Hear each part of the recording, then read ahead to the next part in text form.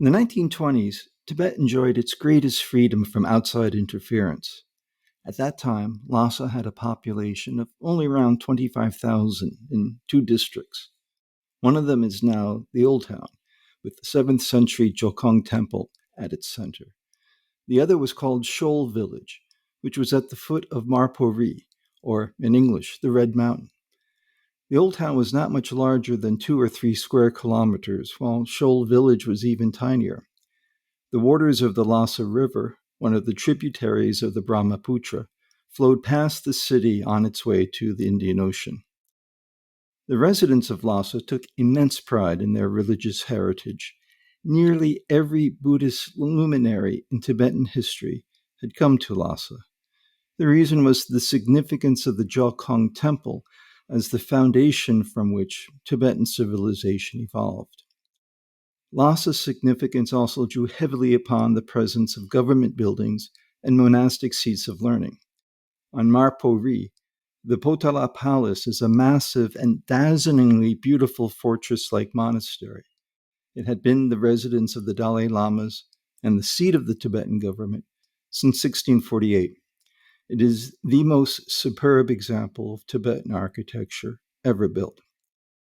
3 monasteries outside the city were centers of the Yellow Hat, or Gelugpa, school of Tibetan Buddhism. This lineage preserved a venerable tradition of scholasticism and monastic training that had been imported to Tibet from the universities in northern India.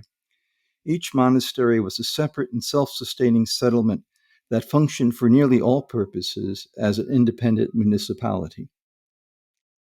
Daily life in early 20th century Lhasa was mostly grounded in religion for both the laity and the clergy. For example, the Lhasa calendar year revolved around a sequence of religious festivals. These festivals tracked the flow of one month into another in a never-ending cycle of faith and devotion, as predictable as the celestial bodies rolling by overhead. 2 printing presses used woodblocks to impress sutras by hand onto pages that were assembled into books. These invaluable works, which resembled the palm leaf manuscripts of India and Southeast Asia, could be purchased by order at the bookstores operated by the presses. This was a mandatory stop for all bibliophilic pilgrims. Itinerant Tibetan opera troupes presented music and dance performances in costumes that brought back to life distant events in Tibetan and Indian history. The storylines exhorted their audiences to be compassionate and mindful of karmic consequence. While religion permeated society, Lhasa was not an otherworldly place. Lhasans were lively, cheeky, devotedly religious, occasionally violent, unpredictable, and compassionate people.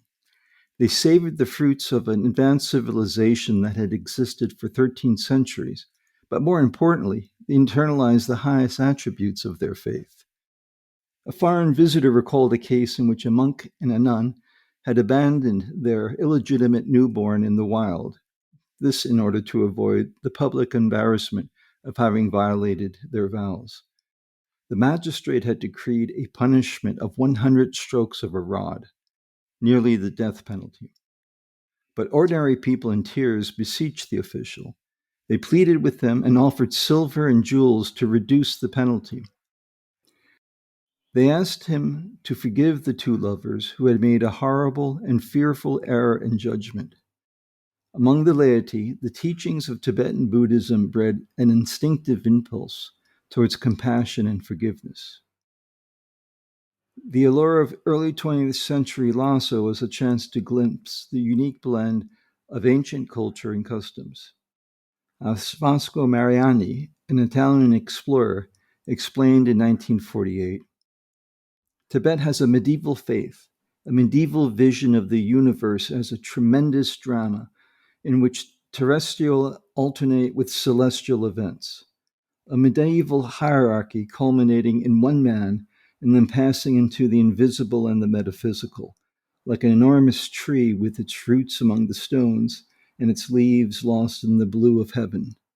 Medieval feasts and ceremonies, medieval filth and jewels, medieval storytellers and tortures, princesses and pilgrims, brigands and hermits, nobles and lepers, medieval renunciations, divine frenzies, minstrels, and prophets. The echoes of this still ring true in what remains of Old Lhasa, but these medieval echoes do compete with modernity. New Lhasa is an entirely different incarnation from the cultural capital of 100 years ago. It covers 60 square kilometers, in contrast to the humble dimensions of Old Lhasa. The population now has increased to 300,000, an estimate that excludes military personnel and the PLA bases in the Lhasa Valley. The authorities assert its residents are 63% Tibetan, a statistic that, like most statistics in China, no one really believes. In truth, Tibetans probably make up around 50% of Lhasa's citizenry. If we could fix a number to the size of the military, we would probably find Tibetans are a minority.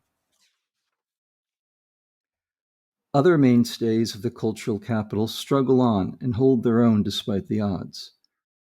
The Jokong is physically surrounded by a ring of concrete canyons now, and it is obscured like an anchor hidden behind mounds of barnacles. But it is still the sacred focal point of the city and the country. The main street of Old Lhasa has been paved, gentrified, and tarted up for the tourist trade. Thankfully, pilgrims ignore these intrusions and concentrate on its spiritual energy as they walk or prostrate themselves along its length. The outer sacred circuit of the city has been dissected by multi-lane roadways, though pilgrims resolutely continue their ambulations, dodging traffic or waiting for the crosswalk lights. The Potala Palace competes with high-rise upstarts that would never have been built in past years. They would have been an affront to the dignity of the Dalai Lama. Instead, all eyes are drawn to the Palace of Marpori rather than to the jury-built blue glass and chrome newcomers. The 3 monastic seats are starved for a sufficient intake of novice monks, but they have recovered their external appearance after the ransackings in the 1960s. The multi-story branch office of the Ministry of Foreign Affairs glares down on Old Lhasa, where Lhasans ignore its scowl and nonchalantly spin their prayer wheels in gentle defiance. Tibetans are unquestionably the most compelling reason for a trip to Lhasa. The most memorable aspect of travel is the people whom you meet along the way. To illustrate this, I once left my hotel around 5:30 to take an early morning stroll through the Tibetan Quarter. I zigged and zagged my way through the streets until I came to the bar core. In pre-dawn twilight, the bar core presented a timeless spectacle. Hundreds of pilgrims were completing the circuit as large, bottle-shaped censers emitted massive clouds of burning juniper incense. This scented the air with its perfume. The stars and the moon shone brightly overhead. The eastern sky began to change from Bible black to purplish blue with smears of apple blossom pink. Scores of people prostrated themselves along the bar core, and there was a constant buzzing hum of Om Mani Padme Om. I joined the petitioners and circled the Jokong to its northern end, continually being welcomed and met with warmth. I turned into an alley to Maro Ningpa Monastery, a monastery that dates back to the 7th century. People were streaming into the courtyard following a complicated circuit to the sites of worship. I stumbled up the stairs to the main temple. A monk sounding a drum by the right side of the entrance greeted me with a huge smile and a wave beckoning me in. None of the Tibetans batted an eyelid about someone so visibly non-Tibetan joining their devotions. I clambered up a perilously steep and slippery steel staircase, nearly tripping. Numerous hands reached out to steady me. On the second floor, there was an ornate chapel for the monastery's guardian protectors, and a throng of worshippers who swept me up with them, encircling the altars.